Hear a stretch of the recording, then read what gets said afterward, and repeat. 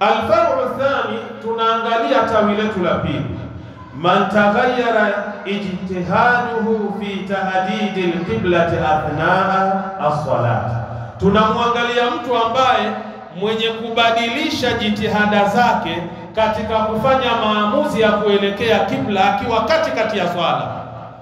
Yani mtu yuko katikati ya swala, kisha alafu inamjia mawazo na fikra ya kwamba huku nilikoelekea huku siko kibla na yuko katikati ya swala.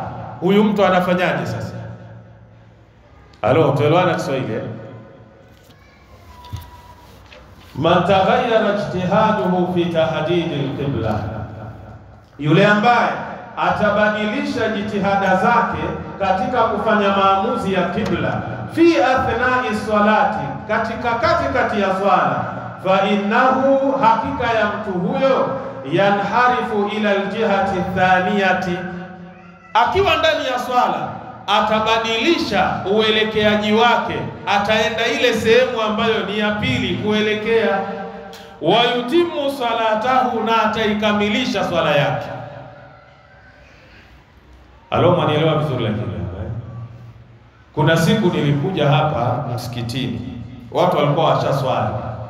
Nikija hapa nikamuona bwana mmoja amesimama hapo nje ya msikiti kwenye hiyo corridor hapo. Anafanya nini? Anaswali, msikiti huu umefungwa. Lakini katika kuswali kwake yeye alikuwa ameelekea hivi, anaona huku ndio wapi? Ndio kibla. Je, mtu yule utamwacha aelekee sehemu ambayo sio sahihi? Sheria inakuruhusu akiwa ndani ya swala umwambie, shekhe, huko ulikoelekea siko, kibla kiko huku.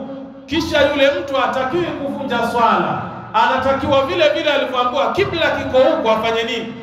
Ageuke pale pale aelekee sehemu sahihi. Je, ni maneno ya ustadhisa? Hapana, tutaona kuna ushahidi katika haya insha Allah taala.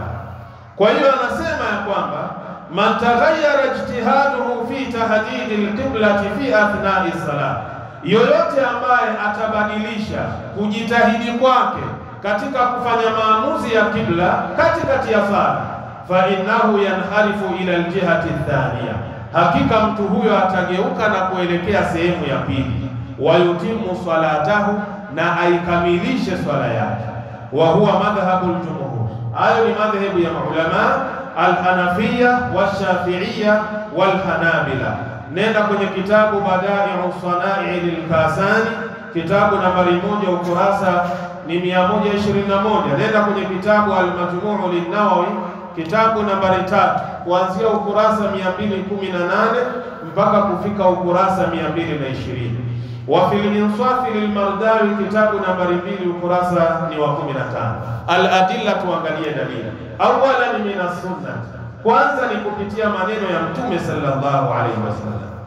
Anil Bara ibn Azib, kutoka kwa Al-Bara mtoto wa Azib, anna nabiyya sallallahu alaihi wasallam, hakika ya Mtume, rehma na amani zimshukie yeye, kana awwala ma qadima almadinata, alikuwa mwanzo wa kufikia katika mji wa Madina, nazala ala ajdadihi, aliteremkia kwa mababu zake, au qala akhwalihi min al-ansar, au alisema aliteremkia kwa wajomba zake kutokamana na watu wa Madina.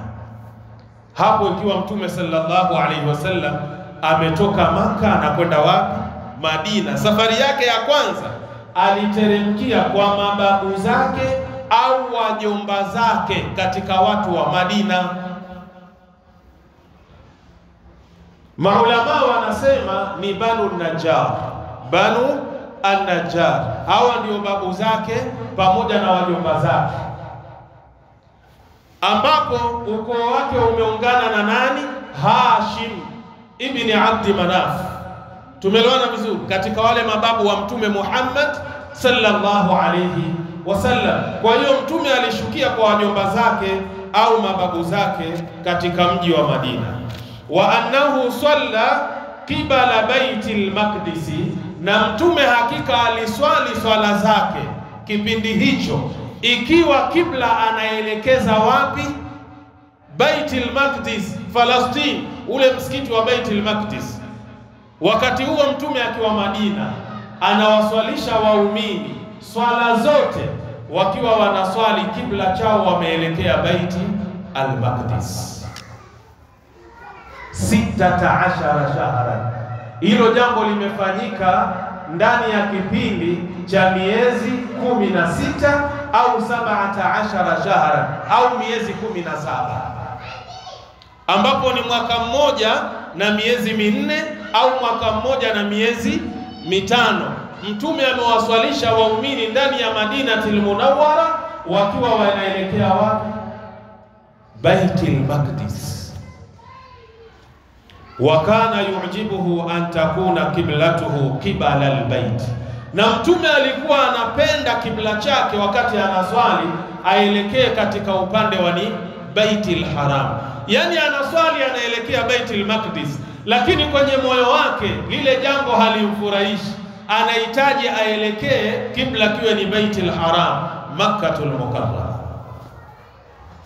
Wa annahu salla awwala salati, na hakika mtume sallallahu alayhi wasallam aliswali swala yake ya kwanza, swallaha salata al-asri, aliswali swala ya alasiri akiwa anaelekea Baitullahil Haram. Miezi 16, miezi 17 anaelekea Baitul Maqdis. Tumeelewana vizuri? Na mtume lile jambo ni kama halimfurahishi, anahitaji wakati anaswali aelekee Baitul Haram, Makka. Sasa swala yake ya kwanza ya kugeuza kibla kutoka Baitul Maqdis kwenda Baitullahil Haram ilikuwa ni salati al-asri, swala ya alasiri. Wa salla ma'ahu qaumun, na akaswali mtume akiwa na baadhi ya watu.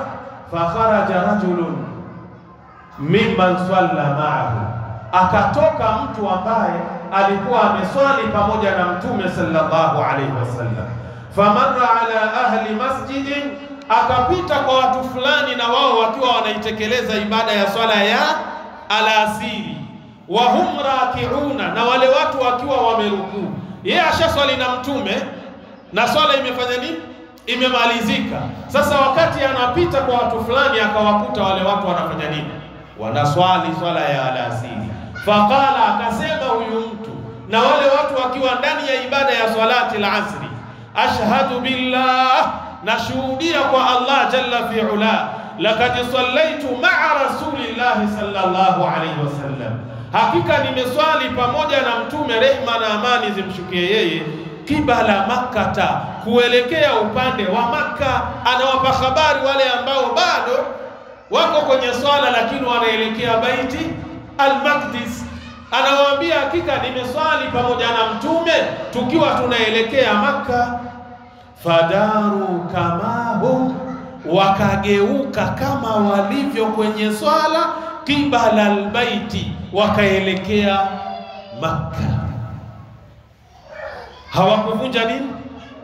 Hawakuvunja swala. Kwa hiyo ina maana mimi na wewe tumeenda sehemu hatujui kibla kiko wapi, ni wasafiri, ni wageni. Tumeelewana vyema? Ukafanya maamuzi yako, kibla ni huko bwana. Kisha ukiwa katikati ya swala ndio fikra, mawazo yanakujia ya kwamba lakini mimi nilipita sehemu fulani nikaona msikiti kibla chake kimeelekea mahala fulani. Bila shaka kibla ni kule, sio huku nilikoelekea. Pale pale watakiwa ufanye nini? Ugeuke uelekee ule upande, sio kuvunja swala. Hadithi imepokewa na Imamu al-Bukhari kwa nambari 40, Muslim kaipokea kwa nambari 525.